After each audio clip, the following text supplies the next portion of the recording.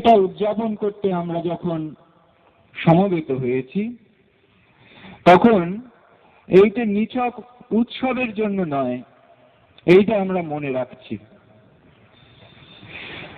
স্বামী বিবেকানন্দকে নিয়ে যখন কোনো আলোচনা সভা হয় বা অন্য কোনোভাবে তাকে ঘিরে কোনো উৎসব হয়, তা কোনো সাধারণ আনন্দ উৎসব নয়। স্বামী বিবেকানন্দ একটি প্রজ্বলিত অগ্নির মতন। তার কাছ থেকে আমাদের প্রত্যেকের জীবন দ্বীপ জ্বেলে নেওয়ার জন্য আমরা তার কাছে আসি। স্বামী বিবেকানন্দ তার যে অদ্ভুত যে সম্পদ আমাদের জন্য রেখে গিয়েছেন, ভারতবর্ষের জন্য, সমগ্র পৃথিবীর জন্য, সেটার সম্বন্ধে আমরা সাধারণত খুব ভালো করে বেশিরভাগ মানুষ অবহিত নই। এবং তার পরিণতি স্বরূপ আজকে ভারতবর্ষের অবস্থা অত্যন্ত খারাপ।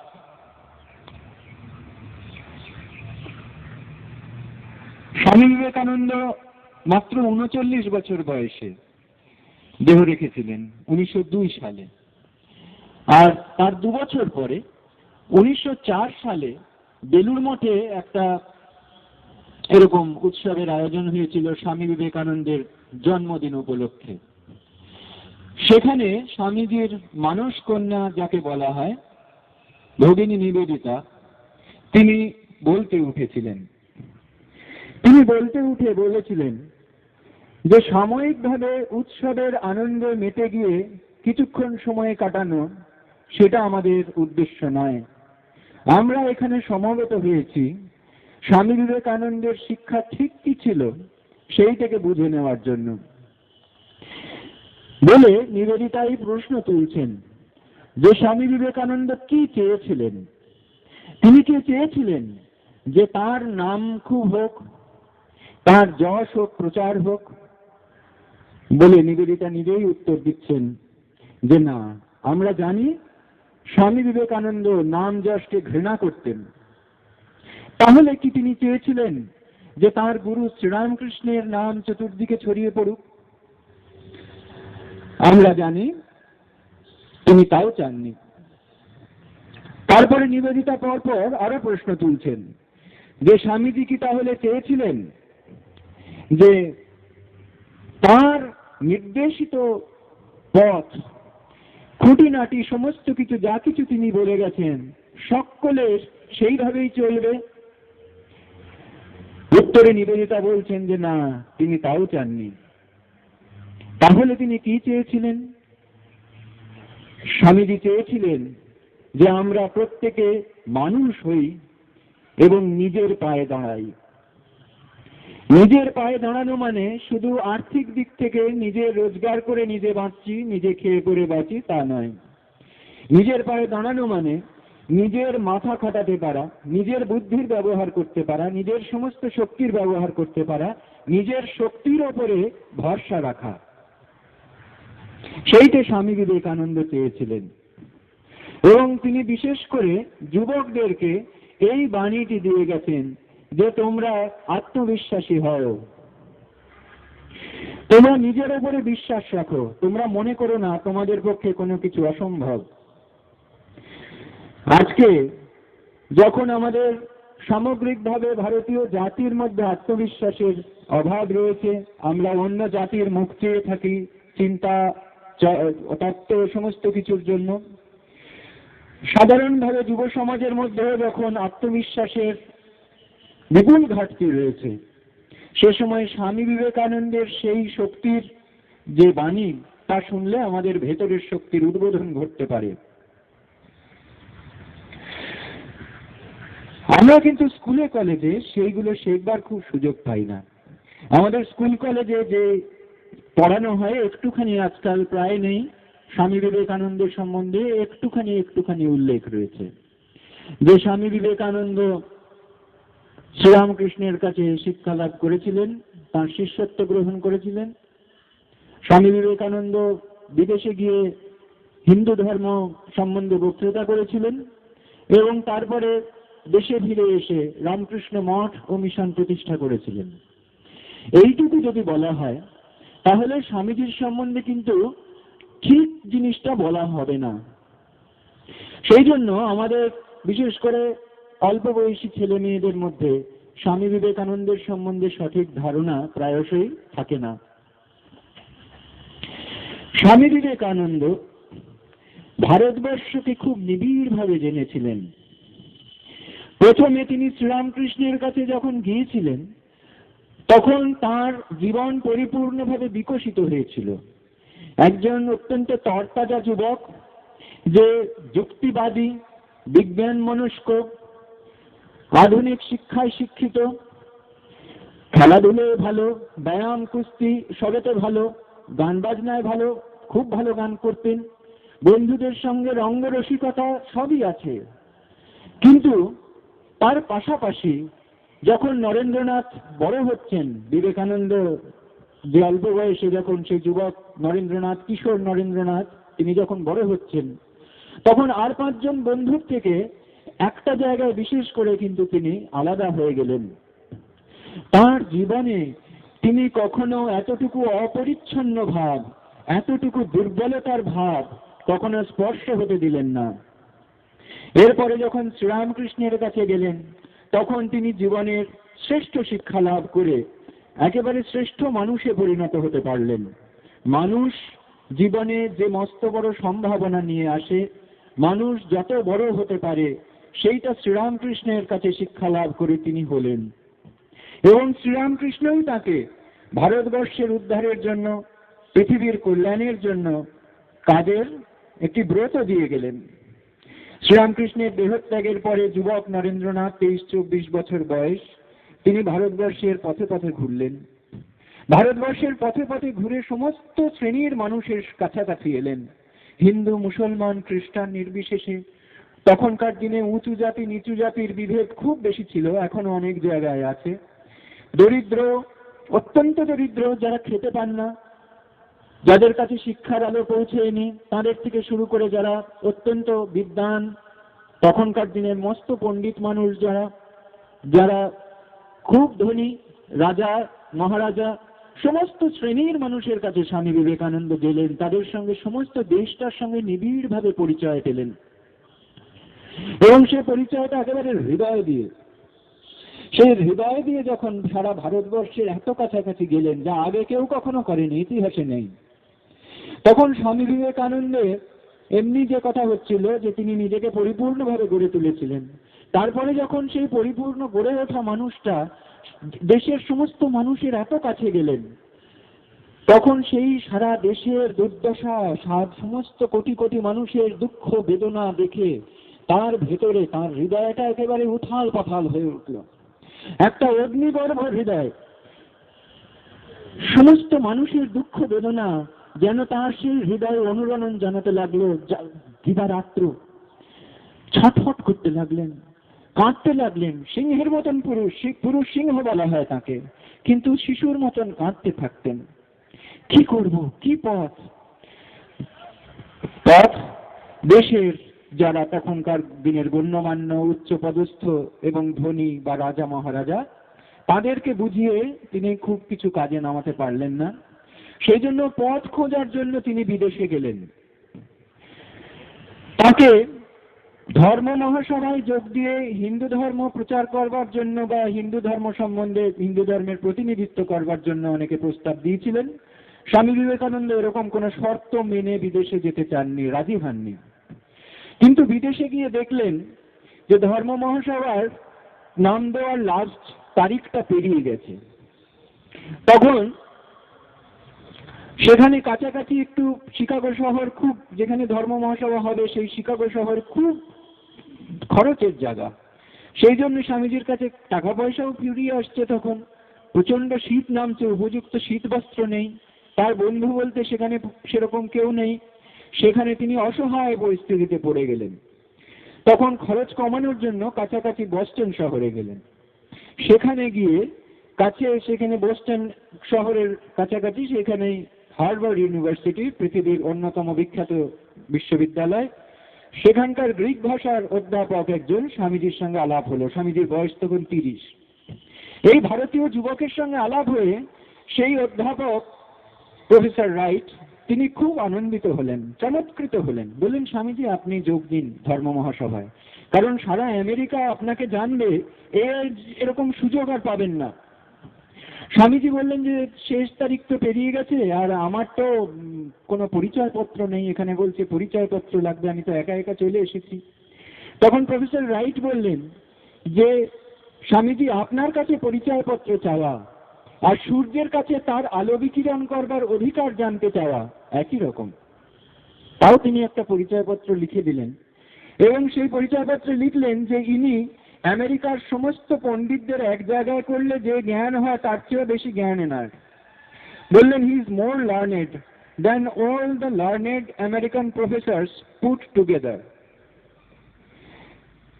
শুধু তাই নয়, তিনি স্বামী বিবেকানন্দকে বললেন যে দেখুন, হিন্দু ধর্মের কোনো প্রতিনিধি আসেনি, ফলে আপনাকে হিন্দু ধর্মের প্রতিনিধিত্ব করতে হবে, ওইভাবেই যোগ দিতে হবে এখানে, কারণ এখানে এক একটি ধর্মের নামে এক একজন প্রতিনিধি যোগ দিতে পারে। সুতরাং স্বামীজি সেই সুযোগটা নেওয়ার জন্য হিন্দু ধর্মের প্রতিনিধিত্ব করে সেখানে হিন্দু ধর্ম সম্বন্ধে একটি লিখিত বক্তৃতা দিয়েছিলেন, তার জীবনের একমাত্র লিখিত বক্তৃতা যা জানা যায়। কিন্তু সেই ধর্ম মহাসভায় তিনি আরো অনেক বক্তৃতা দিয়েছিলেন। সেই বক্তৃতাগুলো কিন্তু সমস্ত ছিল একটি বিষয়ে, সেটা হচ্ছে সমস্ত ধর্মই সত্য। সমস্ত ধর্মকে মর্যাদা দিলেন, সমস্ত মানুষকে মর্যাদা দিলেন, বিশ্বজনীন উদার ভাবের কথা বললেন। সেই জন্যই তার এত কদর হলো সে দেশে এবং নানান দেশে ধীরে ধীরে তার নাম ছড়িয়ে পড়তে লাগলো। এই স্বামী বিবেকানন্দ তিনি হিন্দু ধর্মের প্রচারক ছিলেন না, যে কথা বলা হচ্ছে। হিন্দু ধর্মটুকু বললে তাকে খুব ছোট গণ্ডির মধ্যে আবদ্ধ করা হয়। সাধারণভাবে হিন্দু ধর্ম বলতে আমরা যা বুঝি। স্বামী বিবেকানন্দ তাহলে কোন ধর্মের কথা বললেন? তিনি বললেন, to be good and to do good, that is the whole of religion. ভালো হওয়া আর ভালো করা, এটি ধর্মের সমস্ত কিছু, এটাই ধর্মের সমস্ত কিছু বললেন। আর বললেন, আনসেলফিশনেস ইজ গড। ভালো হওয়া মানে আনসেলফিশনেস, একে অর্জন করা, নিঃস্বার্থতাকে অর্জন করা। এবং নিঃস্বার্থতা যদি আমার ভেতরে আসে, তার মানে আমার ভেতরে ঈশ্বর জাগলেন, কারণ নিঃস্বার্থতাই ঈশ্বর, নিঃস্বার্থ প্রেমই ঈশ্বর।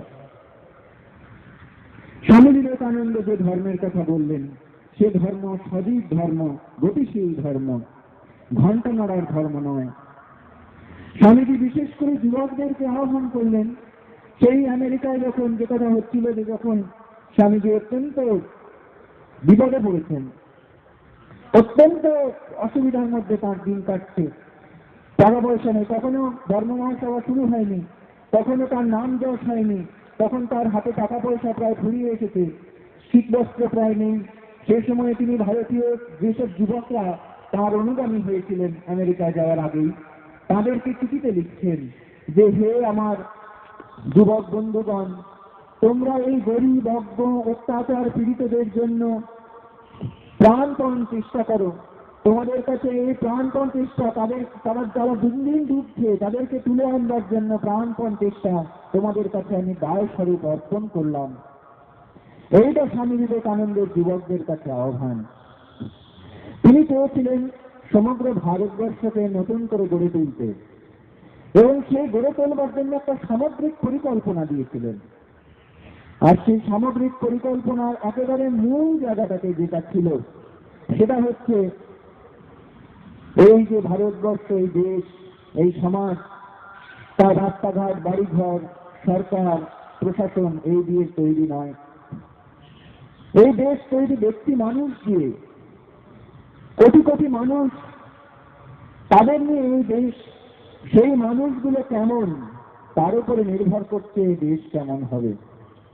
এই মানুষের মধ্যে যদি সততা, নিঃস্বার্থতা, দেশপ্রেম, এই সমস্ত গুণগুলো অনেক পরিমাণে থাকে, তবেই এই দেশ সুন্দর হবে, এই দেশ ভালো হবে।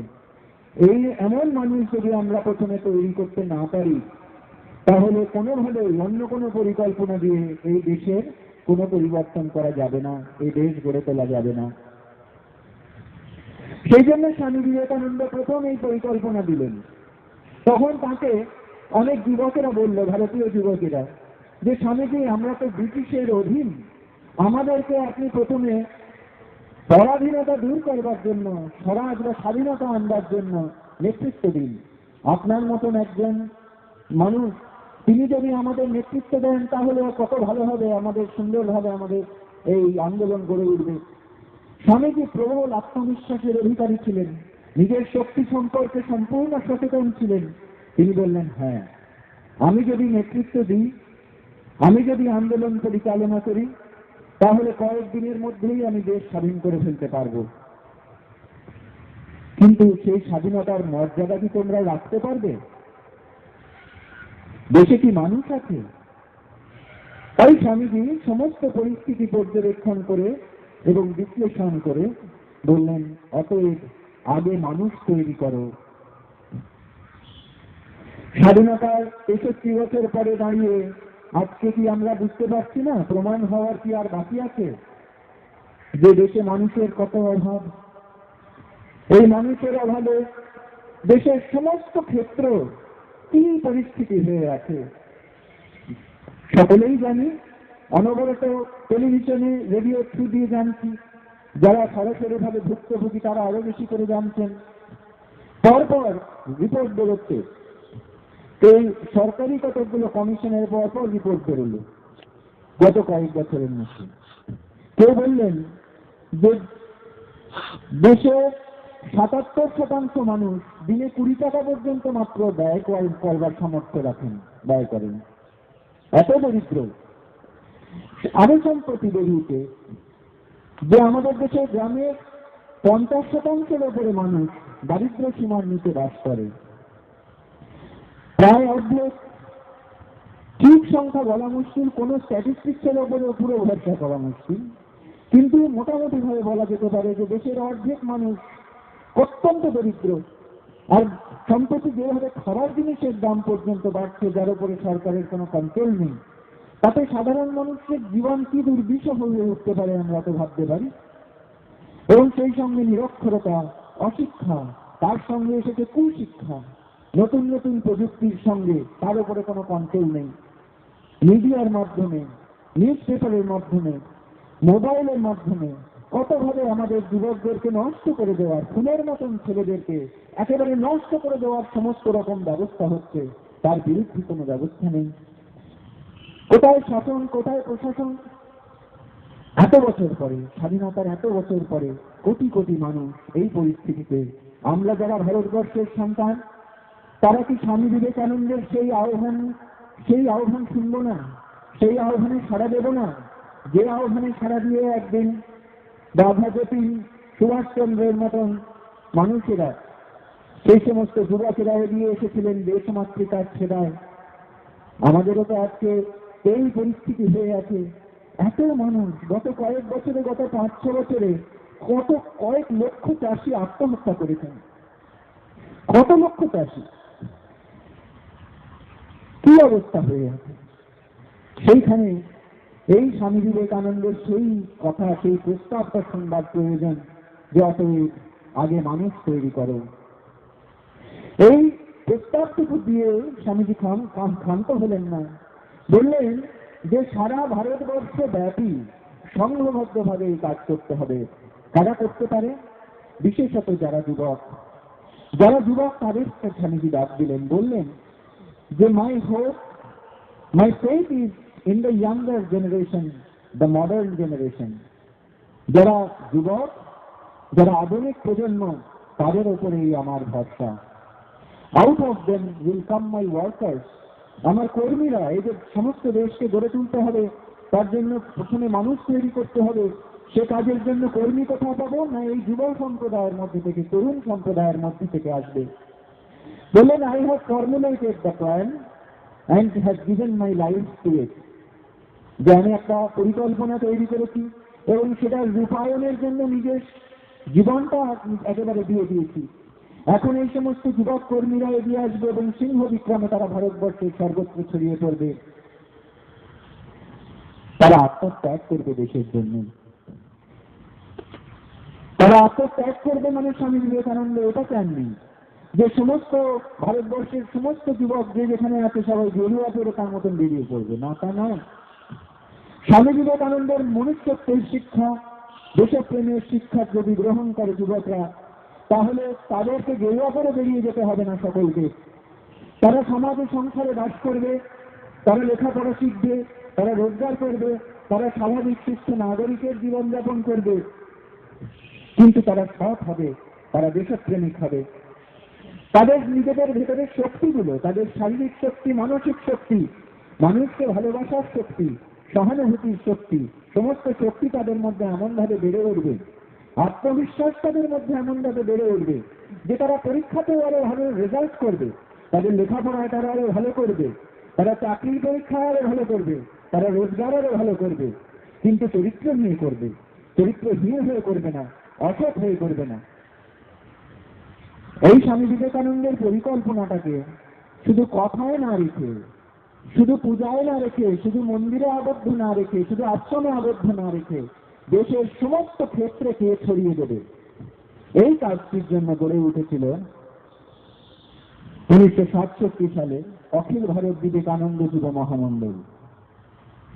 এই অখিল ভারত বিবেকানন্দ যুব মহামণ্ডল নীরবে বহু বছর ধরে কাজ করছে। মিডিয়াতে তার সংবাদ পাবেন না হয়তো প্রায়, কিন্তু প্রায় 250টি কেন্দ্রের মাধ্যমে ভারতবর্ষের অনেকগুলো রাজ্যে এই কাজ চলছে।